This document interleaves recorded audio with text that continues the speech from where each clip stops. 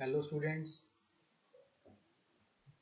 in this lecture we will take another example of double integration, volume by double integration. In the previous lecture we have solved some problems and we have taken another problem of the double integration, that is the application of double integration to find the volumes, and the problem is here: find the volume of the tetrahedron bounded by the plane x over a plus y over b plus z over c equal to 1 and the coordinate planes.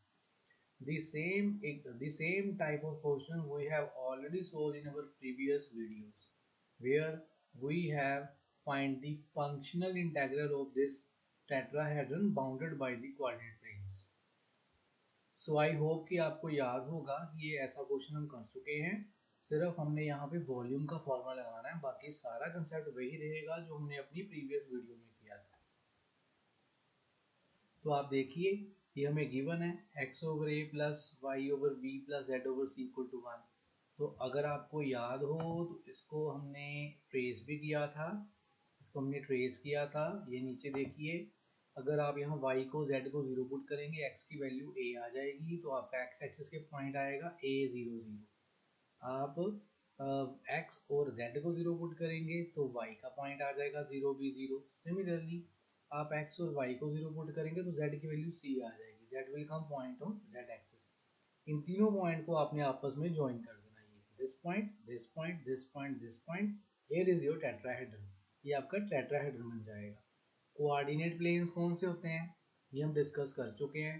आप coordinate planes कौन कौन से होते हैं? x equal to 0 plane, ये हमने बनाया हुआ है, x इक्वल्स टू 0 प्लेन। अगर आप x 0 लें तो इसको कौन सा प्लेन बोलते हैं? yz plane. इसको कौन सा प्लेन बोलेंगे? yz plane. सिमिलरली एक हमारे पास प्लेन होता है y equal to 0 plane, y equal to 0 plane और z equal to 0 plane. z equal to 0 plane तो हम आगे भी कई क्वेश्चंस में डिस्कस कर चुके हैं। तो ये तीनों के तीनों बेसिकली हमारे कोऑर्डिनेट प्लेन्स हैं जो हम यूज़ कर रहे हैं यहाँ पे। तो ये हमारे तीन प्लेन्स आ गए। तो z इक्वल टू 0 प्लेन कौन सा होता है? ये xy plane. y equal to 0 plane कौन सा होता है? ये xz प्लेन। और x 0 कहाँ पे होता है? यहाँ yz प्लेन पे। तो बेसिकली ये जो पार्ट है ये आपका x इक्वल टू 0 प्लेन है, ये z इक्वल टू 0 प्लेन है और ये वाला हमारा y इक्वल टू 0 प्लेन। तो ये तीन प्लेन बाउंड कर रहे हैं, बाकी ये बाउंड्री आ गई टेट्राहेड्रन की। इसके बीच में जो वॉल्यूम इंक्लोज होगा वो हमने फाइंड करना है। तो बेसिकली ये जो वॉल्यूम आपका इंक्लोज हो रहा है यहाँ पे वो हमने फाइंड करना है सारा का सारा। इसके एक पर्टिकुलर एग्जांपल लेनी हो तो मैंने आपको उस वीडियो में भी बताई थी, टेंट। आप अगर आप ट्रैकिंग पे जाओ या कहीं भी जा रहे हो, ठीक है, आप कई बार हॉलीडेज़ के लिए जाते हो तो आजकल आपको अलग से एक मतलब टेंटिंग करके एक साइट पे वहाँ पे आपको एकोमोडेशन प्रोवाइड की जाती है। तो ये वो टेंट शेप का जो स्ट्रक्चर है उसके अंदर जो स्पेस है दैट इज़ अवर वॉल्यूम। तो ये वॉल्यूम करने के लिए दोबारा क्या करना है, आप इस इक्वेशन में से, ये ऊपर इक्वेशन देखिए जो मैं आउटलाइन कर रहा हूँ, यहाँ से z की वैल्यू निकाल लीजिए। z की वैल्यू आपके पास ये आगे निकल गई, this is the value of z। तो डबल इंटीग्रेशन का फॉर्मूला हम सभी को पता ही है। डबल इंटीग्रेशन का फॉर्मूला z dx dy या z dy by dx होता है। यहाँ नीचे आ जाइए, ये हमने z की वैल्यू यहाँ से निकाल ली, right. This is the value of z and this is the formula of the volume. ये हमारे पास वॉल्यूम का फॉर्मूला आ गया, this is the formula of volume. तो z हमने रख लिया, अब सिर्फ लिमिट रह गई। जब हमने z यहाँ रख दिया ना तो उसका मतलब है हमने हाइट फिक्स कर दी है स्ट्रक्चर की, we have fix the height. तो जब हमारे पास हाइट फिक्स हो गई स्ट्रक्चर की, ये देखिए ऊपर देखिए जरा एक बार, सॉरी ये दोबारा देखिए इसको, क्वेश्चन को यहाँ से, ये हमने हाइट फिक्स कर दी। हाइट क्या चीज़ है यहाँ पे? हाइट ये ओरिजिन है, यहाँ पे हाइट 0 है। तो ओरिजिन से हमने यहाँ ऊपर तक जाना है, यहाँ ऊपर तक हाइट कितनी थी? c नहीं है भाई, हमारे पास ये सारा एक स्ट्रक्चर है, फंक्शन जो z का ये कर्व बनी है, ये जो z की, तो उसको हम टच कर रहे हैं कहीं भी। हम यहाँ भी टच कर सकते हैं, ऊपर उठे, हम यहाँ से ऊपर देखेंगे तो हाइट, यहाँ से ऊपर देखेंगे तो कहीं भी ऊपर जाए तो वो हाइट है, और वो यहाँ इक्वेशन से आएगी जो हमने वैल्यू ये नीचे मार्क की है। तो जब हमने हाइट हमने यहाँ फार्मूले में फिक्स कर दी तो हमारे पास हाइट वाला फार्मूला आ गया। अब हमने सिर्फ एरिया कवर करना है। एरिया कवर करने के लिए क्या करना है? आपके पास ये जो इक्वेशन दी गई थी ऊपर, आप उसमें z को 0 रख दो, राइट। ऊपर चलते हैं, थोड़ा सा हम ऊपर चलेंगे और ऊपर जाके हम देखेंगे यहाँ पे, राइट, ये हमारे पास है ये इस इक्वेशन में, यहाँ पे आप z को 0 रख दीजिए। यहाँ पे आप z को 0 रखेंगे तो आपके पास x over a plus Y over B equals to 1 बचेगा। तो अब उसमें से हमने x और y की लिमिट लेनी है। ऐसा हम पहले भी कर चुके हैं बिल्कुल क्वेश्चन, वो मैं आपको दिखा रहा हूँ, ध्यान से देखिए। यहाँ आ जाइए, फॉर्मूले पे आ जाइए, राइट।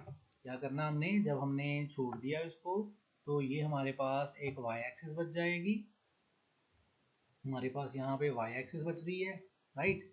y एक्सिस बचने के बाद हमारे पास, और ये आपकी आ गई x एक्सिस, और ये हमारे पास जो प्लेन था वो इसमें चेंज हो गया, इसमें हमारे पास ये वाली आ गई, ठीक है, प्लेन इसमें चेंज हो गया।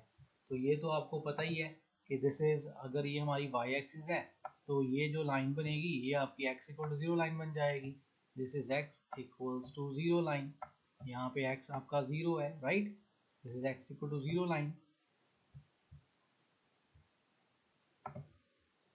तो ये लाइन आपकी x इक्वल टू 0 लाइन आ गई।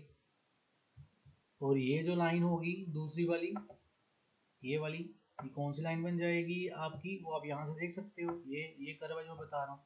यहाँ y को 0 रखिए, आप यहाँ y को 0 रखिए, इसमें आपका x क्या आ जाएगा a, तो आपकी x की लिमिट 0 से आ जाएगी। फिर आप x ओवर a को इधर ले आइए, y की वैल्यू ये निकल के आएगी, नीचे देखिए, ये जो नीचे निकल के आ रहा है, this is the value of y, this one. तो ये जो y की वैल्यू आ रही है, y की लिमिट भी आपकी 0 से यहाँ तक आ जाएगी। तो z हमने यहाँ फिक्स कर दिया था ऊपर, हमारे पास x की लिमिट आ गई 0 से a, y की लिमिट आ गई 0 से b 1 minus x over a। तो आगे इसको आप इंटीग्रेट बड़ी आसानी से कर सकते हैं। ये पहला क्वेश्चन हम ऑलरेडी इस टाइप के क्वेश्चन कर चुके हैं। हमने वैसे पहले ऊपर अगर आप ध्यान से देखिए तो ऊपर आपके पास यहाँ पे वेरिएबल x दिखाई दे रहा है, तो हम इंटीग्रेट पहले करेंगे y से। 1 की y आ जाएगी, इसकी इंटीग्रेशन भी y आएगी, इसकी y स्क्वायर बाई 2 आ जाएगी। लिमिट ऑफ इंटीग्रेशन आप सब्स्टिट्यूट कर दीजिए। लिमिट ऑफ इंटीग्रेशन सब्स्टिट्यूट करने के बाद आपके पास सिर्फ ये वाली टर्म बच रही है। आप अगर देखें तो दिस वन, आप ये सिंगल इंटीग्रेशन का क्वेश्चन रह गया। इसकी इंटीग्रेशन x आएगी, इसकी x स्क्वायर आ जाएगी, इसकी x क्यूब बाई 3 आ जाएगी। देन लिमिट ऑफ इंटीग्रेशन आप पुट कीजिए, आपके पास a b c निकल के आ रहा है। तो ये आप बड़ी आसानी से कर सकते हैं क्वेश्चन। तो ये हमारी सेकंड प्रॉब्लम थी from the topic volume using double integral. और भी कई क्वेश्चन इसमें किए जा सकते हैं। आई होप कि आपको कंसेप्ट अब क्लियर हो गया होगा। आप इस कंसेप्ट को अप्लाई करके बाकी क्वेश्चंस भी आप आसानी से फाइंड कर सकते हैं। तो ऑलमोस्ट हमने कंक्लूड किया है कि हमने डबल इंटीग्रल और ट्रिपल इंटीग्रल से स्टार्ट किया था, और इनकी एप्लीकेशन, एरिया और वॉल्यूम पे आके हम अब डबल और ट्रिपल इंटीग्रेशन को कंक्लूड करने जा रहे हैं। तो आई होप कि ये टॉपिक आपको अच्छी तरह से समझ आया होगा। आपको टॉपिक कितना समझ आया, आपको ये वीडियोस कैसी लग रही हैं, आप कमेंट बॉक्स में ज़रूर लिखा कीजिए। और अगर आपको ये वीडियो पसंद आए तो आप अपने जितने भी फ्रेंड्स हैं आप उनको ये शेयर कीजिए, इस चैनल को सब्सक्राइब कीजिए, ताकि एक मोटिवेशन बनी रहे और मैं और आपको अच्छे अच्छे या इंटरेस्टिंग टॉपिक लेके आपको इस चैनल पे आता रहूं।